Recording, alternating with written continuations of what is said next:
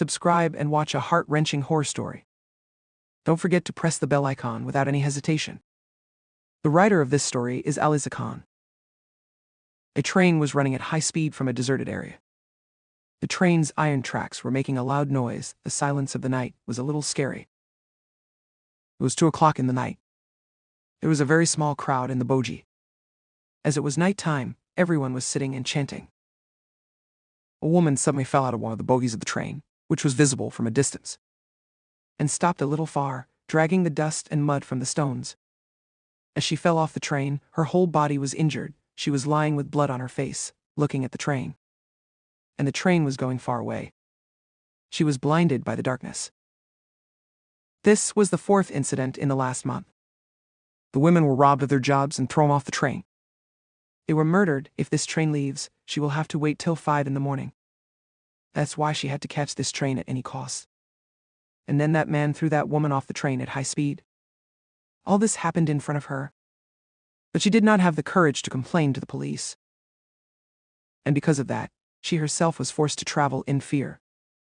Due to the time of the night, there was also very little crowd at the station. Some people were still getting off. Holding her office bag tightly, she kept moving forward step by step, and sat on the front seat. At that time, her eyes fell on the newspaper. She stopped for a moment from the newspaper written in big letters. And once, the office lady was thrown down from the moving train. Below, there was a picture of a dying woman. The fear that she was trying to ignore was overpowering her. She quickly lost her focus and started looking out of the window. Shaking her neck a little, she looked towards the sound. And 2 men came in that bogie and sat on the middle seat. Now she was afraid of every passenger. At that time, another girl entered the bogie. She was very beautiful in appearance. While looking around in the entire bogie, that girl sat on the seat next to the door. The train was moving ahead. They had a mask on their faces, only their eyes were shining. Seeing them, her body began to tremble. Seeing them, the incident that happened a month ago came in front of her eyes. At that time, there must have been 20 to 25 people in the train. But no one dared. Today, the entire bogie is empty. This thought made her heart beat faster. They both looked around in the entire bogie. That girl closed her eyes and sat near the window because of fatigue. That woman also began to see the effect of sleep on her eyes, but a strange fear had entered her heart. She kept her head back and kept her eyes open. She took a nap.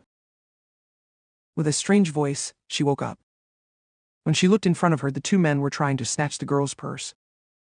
That girl was calling for help, but no one was coming forward. That woman was also sitting quietly out of fear. Seeing the incident in front, her body began to tremble. Being helpless, she was just watching. That man grabbed the girl's hair and started laughing while looking out the door. That girl was shivering. She was begging for her life, but he threw her out with all his strength. That woman woke up from her sleep. It was just a dream. She looked in the car.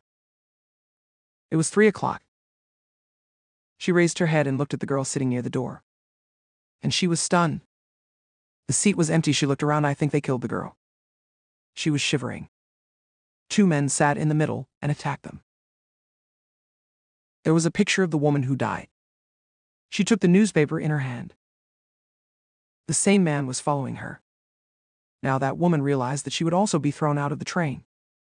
Out of fear, her eyes started watering. The man who was dragging her on the ground stopped in front of her. Someone had put a gun on the head of the man lying on the ground. Seeing that gun, the woman gave up her life. Out of fear, the woman, sitting on her knees, looked in front of her. And she was stunned. The same girl who was sitting near the door, the man who was following her, removed his mask. They were 2 policemen. The girl, holding a gun in her hand, said, "Doesn't make the mistake of considering a girl weak again. Constable, take them away. We have to take care of them." That girl was an inspector. That woman lost her life. She picked up the newspaper lying on the ground. Seeing the picture of the woman who died, she was stunned. Maybe the gun belonged to her. Maybe her soul was yearning for justice, which was finally found.